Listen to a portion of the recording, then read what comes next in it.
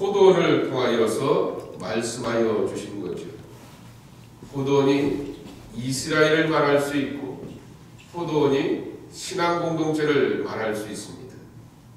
거기에서 일하고 수고하는 이들, 포도원 지기들이 있죠. 포도원 주인은 따로 있는 것처럼 주인 되시는 하나님 앞에서 맡아서 수고하는 지기들, 청지기들이 있는데 착각을 하고 주제넘게 이렇게 살 때가 있는 것을 지켜보게 되었던 것입니다. 잊지 마십시오. 이거는 언제나 나 자신을 향하여서 적용해야 되는 것이지, 지금 예수님께서 이 말씀을 제사장들과 바리새인들에게 하시는 말씀이다 라고만 해석을 하게 되면은 도저히 하나님의 말씀 안에서 은혜를 받을래야 받을 수가 없습니다. 그러기에 말씀을 읽는 내가 이 말씀에 해당되지 않는가라고 하는 두렵고 떨림 가운데서 자신을 비춰볼 줄 아는 그러한 지혜로운 사람이 되어야 할 것입니다. 이 포도원 집주인이 33절 말씀에 보게 되면은 산 울타리를 두르고 그랬습니다. 펜스를 치면서 거기에 여우나 다른 짐승들이 들어오지 못하도록 안전하게 이렇게 잘 만들어 놓았다라고 하는 것입니다. 그리고 거기에 즙자는 틀을 만들고 그랬습니다.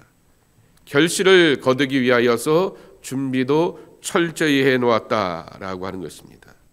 세 번째로는 망대도 짓고 그랬습니다. 짐승들이나 주변에 다른 것들이 들어오지 못하도록 그렇게 잘 돌볼 수 있는 높은 망대도 세워 놓았다라고 하는 것이죠. 이러한 과정을 통하여서 포도원을 향한 집주인의 관심, 돌봄, 정성, 애착을 보게 되는 것입니다. 그리고 거기다가 농부들에게 새로 주고 타국에 갔더니 라고 이렇게 말씀하고 있습니다. 농부들에게 새로 주고 그랬습니다. 믿을 만한 사람에게 표준 세번역이나 옛 성경에는 소출을 주고 그랬습니다. 소출은 하프 앤 하프입니다. 주인이 반을 먹고 그리고 거기에서 일하게 되었던 이 렌트를 받게 되는 사람이 또 반을 갖게 되는 것이 이 세를 주게 되는 그러한 모습이라고 하는 것이죠. 그때 이 열매를 거둘 때가 되게 되자 이제 농부들을 향하여서 종을 한 사람 보내게 되었습니다. 종들을 보내게 되었을 때 농부들이 기가 차기에도 욕심을 내게 되면서 주인의 종들을 쳐서 죽였다 그랬습니다. 심히 때리고 죽였다 그랬습니다. 그래서 이 사람들이 잘못 생각했나? 아니면 내가 보낸 종들이 교만하고 우쭐하여서 이렇게 이 농부들의 심기를 건드렸는가라고 생각하여서 또 다른 종들을 보내게 되었는데, 그때는 보낼 때 36절 21장 36절 말씀에도 있는 것처럼 더 많은 종들을 보내게 되었다 그랬습니다. 그럼에도 불구하고 그렇게 행동하게 되었다라고 하는 것입니다. 그러니 집주인이 생각하게 되기를 내 아들을 보내게 되면은 존대하리라라고 하는 그러한 생각 가운데서 아들을 보내게 되었는데, 농부들이 기가 찬 반란의 의문을 갖게 되는 거죠. 주인의 아들을 죽여버리게 되면 주인은 존대하고 존경하면서 믿고 신뢰하면서 그 소출을 내놓을 줄 알게 되었는데, 이 아들을 죽여버리게 되면 주인이 더 이상 그렇게 이어갈 자가 없게 되니 우리가 그의 재산과 유산을 상속받게 되고 차지하게 될 것이다 라고 하면서 그 아들도 포도원 밖에 내쫓아 죽였느니라 라고 이렇게 말하게 되는 것이죠. 이 비유를 제사장과 바리새인들에게 들려주게 되는 것입니다. 자기들의 입을 통하여서 말하게 하는 것이죠. 기억나시죠? 다윗이 나단의 그러한 비유를 통한 예언의 말씀을 듣게 되면서 그 포도 얹기를 통하여서 고약한 그러한 농부 주인의 그 마음을 이렇게 듣게 되면서 자기가 자기 입으로 대답하게 되면서 자기 죄를 향하여서 스스로로 정죄하게 하듯이 오늘 예수님께서도 바리새인들과 그리고 제사장들이, 백성의 장로들이 스스로의 입을 통하여서 자기들의 죄를 정죄하게 되고 판단하게 하게 되면서 41절 말하게 보게 되면은 그 악한 자들을 진멸하고 포도는 제때 열매를 바칠 만한 다른 농부들에게 여기서 새로 줄지리다 라고 말했을 때 새는 뉴가 아닙니다. 렌트를 줍시다. 소출을 주는 것이 마땅합니다 라고 하는 것으로 이렇게 대답을 하게 되었다라고 하는 것입니다. 이들도 알고 있게 되었던 것이죠.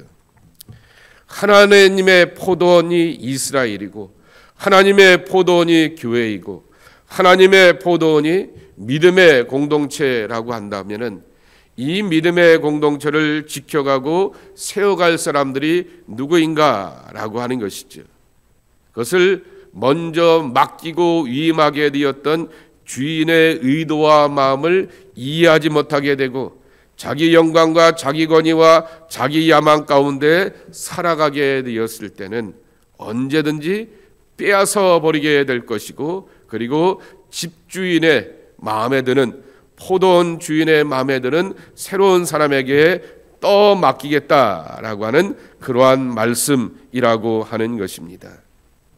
이 말씀을 통하여서 우리의 삶의 주인이 누구인가라고 하는 것을 다시 한번 분명하게 말씀하여 주고 있는 것이죠.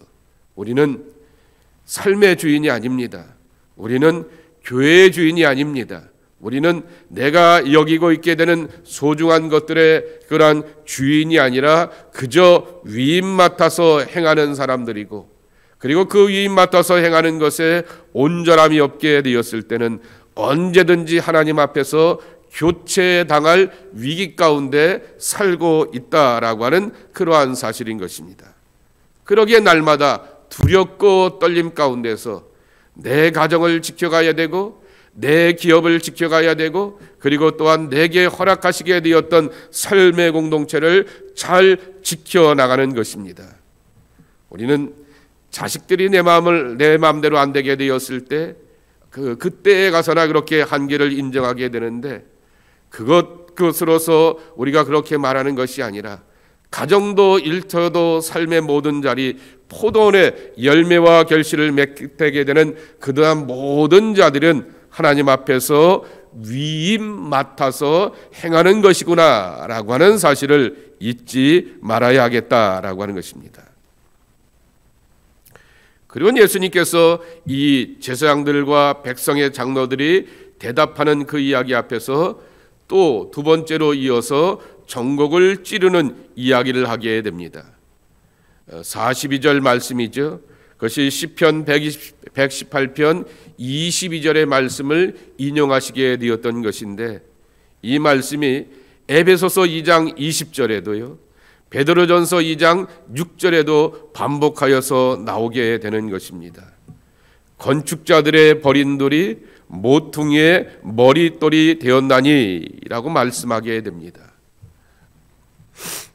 건축자들이 건축을 하기 위하여서 돌로서 집을 지어가게 되고 많은 자재들을 사용하게 되었을 때 이거는 볼품없어, 이거는 별로 없어 라고 생각하게 되었는데, 어떤 업자의 눈에 들어오게 되었을 때 이 버려진 돌이 모퉁이 돌이 되었다라고 말하게 됩니다. 모퉁이 돌이라고 하는 것은 머릿돌이 되었다라고 하는 의미도 되지만은 또한 머릿돌이 되어서 기념하고 뜻깊고 의미 있게 새길 수 있는 가장 요긴한 돌이 된다라고 하는 그러한 의미도 있지만은, 아치형의 집을 지어가게 되었을 때 요 집 사이 속에서, 아치 속에서 들어가야 되는 그러한 돌을 말하기도 하게 되는 것입니다. 이중적인 의미를 담고 있는 것이죠. 집을 지어가게 되었을 때 이 양쪽에 아치를 받쳐주게 되는 가장 이렇게 요긴한 돌이 되기도 하게 되고, 그 돌을 또 이렇게 따라서 두고두고 머릿돌로서 기억하고 기념하며 이 집의 시작과 출발과 과정이 어떻게 되었는가라는 것을 알려줄 수 있는 그 돌이 되는 것이 바로 이 머릿돌이 된다, 모퉁이의 머릿돌이 된다라고 하는 그러한 뜻을 담고 있다라고 하는 것입니다.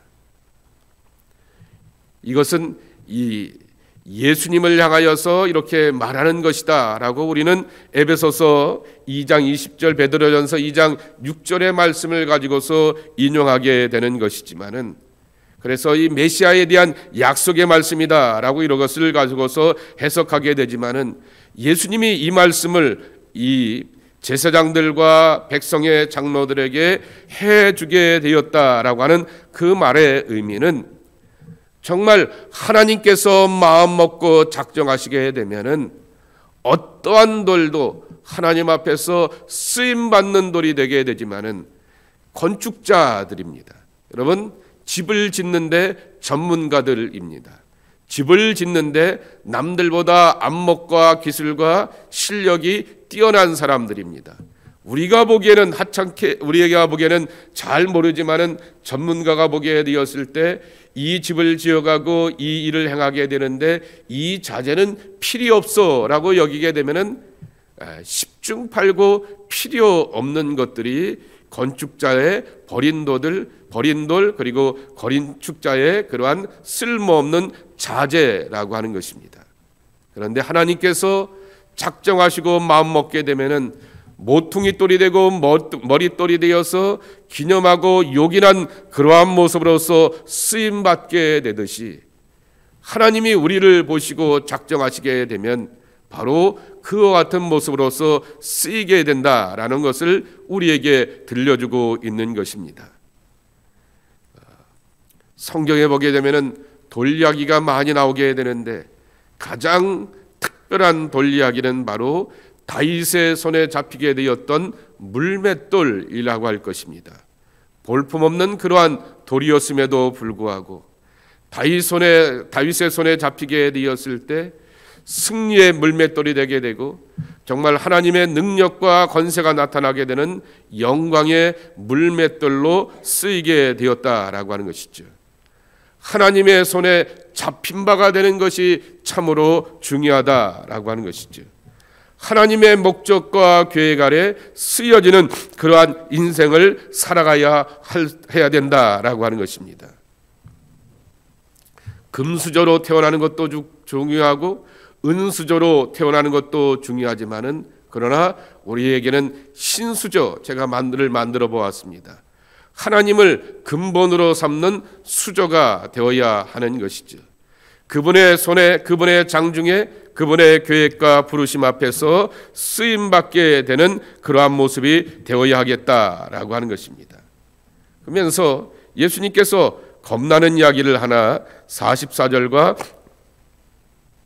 45절에 보게 되면 이렇게 말씀하게 됩니다.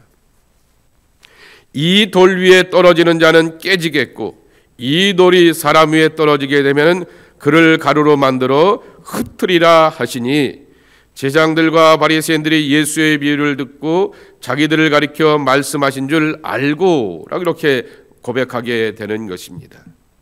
정말 우리들은 건축주가 쓸만한 돌이다라고 생각하게 되었는데, 그 돌보다도 더 특별하고 의미 있는 것이 버려진 돌이 모퉁이 돌이 되게 되고 머릿돌이 되게 되는 그러한 특별한 하나님의 목적과 계획 가운데서 쓰여지는 것을 경험하게 되는데, 나머지 돌들이 떨어지게 되면서 무너지게 되고, 그리고 그 떨어지게 되는 것이 특정한 집과 세력을 향하여서 떨어지게 되었을 때는 그 안에 있던 모든 것들이 엄청난 큰 돌 앞에서 가루가 될 수밖에 없고 흩어지게 될 것이다 라는 말을 하게 되는 것이죠.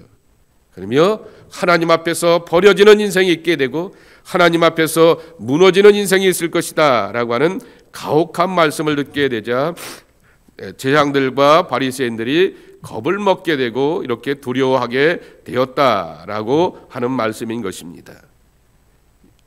예수님의 교훈에는 항상 심판의 교훈이 담겨져 있습니다. 그래서 종말론자들과 그리고 이단의 사람들은 항상 그 예수님의 교훈 가운데서 심판의 이야기를 강조하게 되지만은, 근데 우리가 신앙생활하게 할 때 놓치지 말아야 될 것은, 하나님은 저와 여러분을 향하여서 그저 한평생 아버지로서 우쭈쭈 우리를 향해서만 그저 달래는 하나님, 위로하시는 하나님이 결코 아니다라고 하는 것입니다. 버린 돌을 가지고서도 그렇게 특별하고 의미 있고 요긴하게 쓰실 수 있는 능력의 장중 가운데 붙들림 바되는 하나님의 돌로서 사용하기도 하시고, 우리를 하나님의 위대한 계획과 목적 가운데서 사용하기도 하시게 되지만은, 그러나 그분의 부르심과 뜻 가운데 온전치 못하게 되었을 때 버릴 수도 있고, 그 버려진 돌로 인하여서 정말 무너지게 되고 흩어지게 되는 그러한 경험도 할 수 있게 된다라고 하는 사실을 기억하면서 두렵고 떨림 가운데서 겸손히 하나님 앞에 나와야 하겠다라고 하는 것입니다. 오늘 주셨던 이 말씀을 기억하시게 되면서 그분의 손에 사로잡힌 돌, 이것이 바로 우리의 모습이 되어야 하겠습니다. 저와 여러분은 세상 가운데서 결코 버린 돌이 아니라 전능자의 손길 가운데 붙들림 바되는 거룩한 돌이 되어서 건축자의 버린 돌이 모퉁이 돌이 되고 머릿돌이 되는 영광과 존귀함을 하나님의 백성으로서 우리가 경험하며 살아가야 하겠습니다. 그분의 장중 안에 있는 생명의 사람들이 저와 여러분의 삶의 모습이 되기를 예수님의 이름으로 간절히 축복합니다. 하나님 아버지, 감사합니다. 오늘도 이 아침에 저희들을 깨우시고 인도하여 주시어서 주님 앞에 나와 기도하며 하루를 살아가게 되는 저희들의 모습으로서 지키시고 축복하여 주시오니 참으로 감사합니다. 이 한날의 삶도 주님과 더불어서 승리하며 평안과 은총으로 인도함 받는 약속의 백성의 복된 삶이 되게 하여 주시옵소서. 아버지 하나님, 건축자의 버린 돌이 정말 모퉁이 돌이 되고 머릿돌이 된다라고 말씀하여 주셨듯이 우리가 주님의 계획과 목적 아래 쓰임받는 하나님의 구원과 생명으로 살아가야 하겠습니다. 주의 손길 가운데 붙들림 바되는 사로잡히는 인생으로 살기를 소망합니다. 아버지 하나님께서 붙들어 주시고 사로잡아 주셔서 하나님의 선한 영광을 위하여서 살아가는 복된 우리들의 삶이 되게 하여 주시옵소서. 오늘도 주님 앞에 내게 주어진 사명과 본분 앞에 최선과 헌신을 다하는 그러한 모습이 되기를 소망합니다. 포도원의 주인 되시는 집주인 앞에 충성된 마음으로 헌신하는 우리 모두로 지키시고 축복하여 주옵소서. 예수님의 이름으로 간절히 축복하며 기도하옵나이다. 아멘.